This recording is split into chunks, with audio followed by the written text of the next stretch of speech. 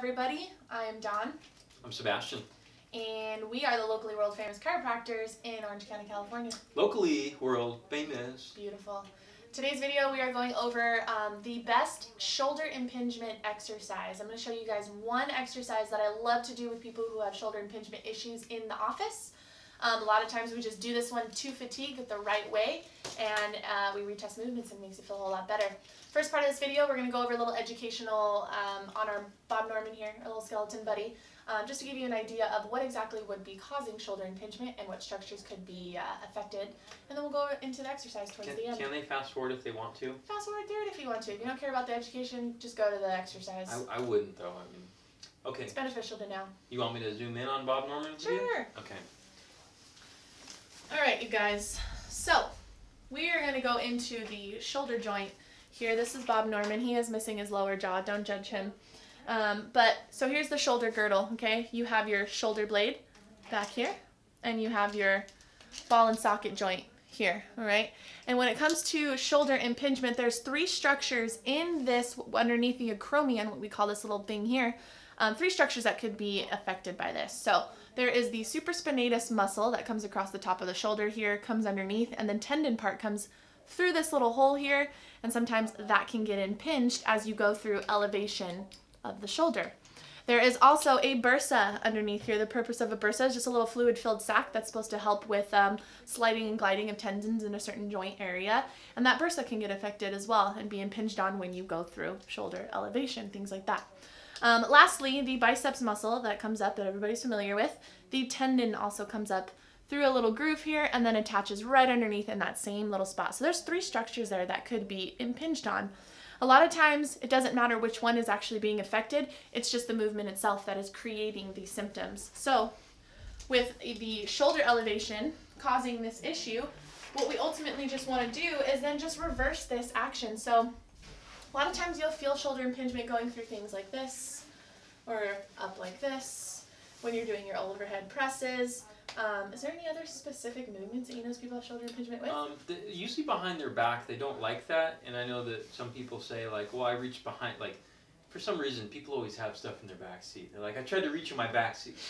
Stop putting stuff in your back seat. You know, it's usually the back, like, this is the hardest one I think to clear in my experience. It's like, wow, that's better. Right, but you can still get rid of that too. Most shoulders, according to the research, are rehab cases until proven otherwise. Mm-hmm. They don't necessarily need a bunch of debridement or anything like that into that space you mentioned, although those areas can be sticky. Usually it's just good old-fashioned rehab. Prove that you won't get better first. Absolutely. What exercise do you like? We're going to do a lat pull.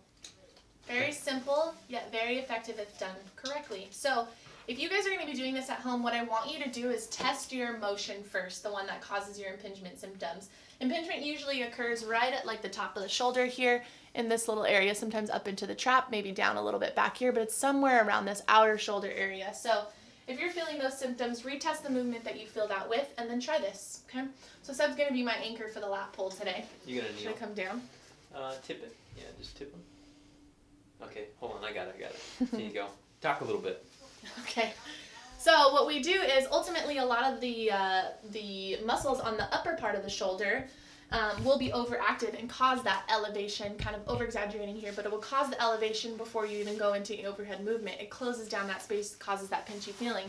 So what we do to turn those muscles off is just activate the opposite muscles that will depress your shoulder and allow for clear movement overhead.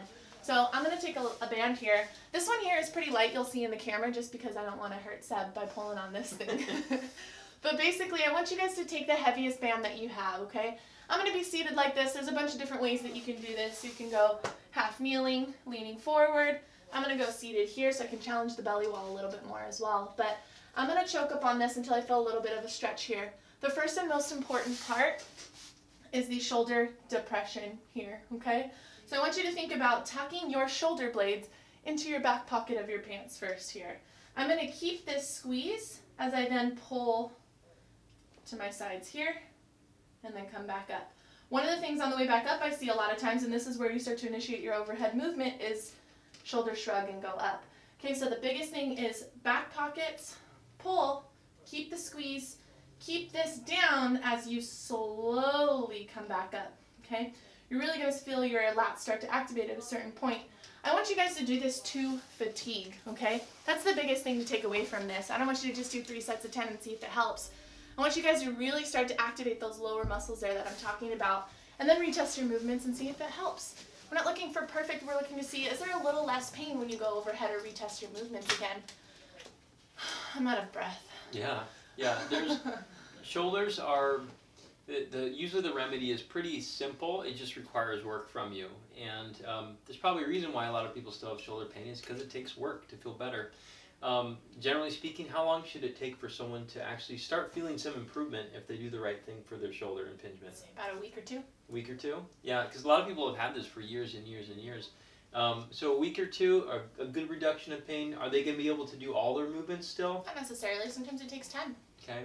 And I know you had a patient that you were talking about before where they were feeling really good in their shoulder, and then they threw a football. Yeah, they were feeling really good. We got their rehab around this shoulder, activating and feeling really good. And all of a sudden they're like, well, my pain's gone, so I'm going to go back to what I was doing before, and just threw a football at full speed, and pain came back. So sometimes it's that slow transition back into those movements that we need to build first. Yeah, and that's a large movement they're going through. Not to say they can't get it back again, but it's just there's a big jump from like doing basic slow robotic movements and then whipping a football. You know, it's not to say you can't get it back in, because you probably can. So do we have a free gift with this for shoulders? I don't know, do we? You're the one with the answers on that. I don't know, but we could make one, maybe. I knew we might have a podcast, all things shoulder, I think maybe coming up. So anyways, we do have some free gifts that usually in the videos for you guys as like a secondary thing to figure out. Okay, so I like that information. I wish I can ask Don more questions on this. So where do I get that information? And we have something for you. Or if we don't, we will very soon. And so you can find that in the link description below, or there'll be a little thing that pops up in the screen that says, no, it's actually probably here, because the person who edits the videos is trying to be funny. And anyways, so that's a good place to start. If you want to see us, you can. You can see us virtual or in person. As you can see by some of these exercises, can people get better with video coaching? Yes, absolutely. Hell yeah, they Happens can. a lot. Happens a lot.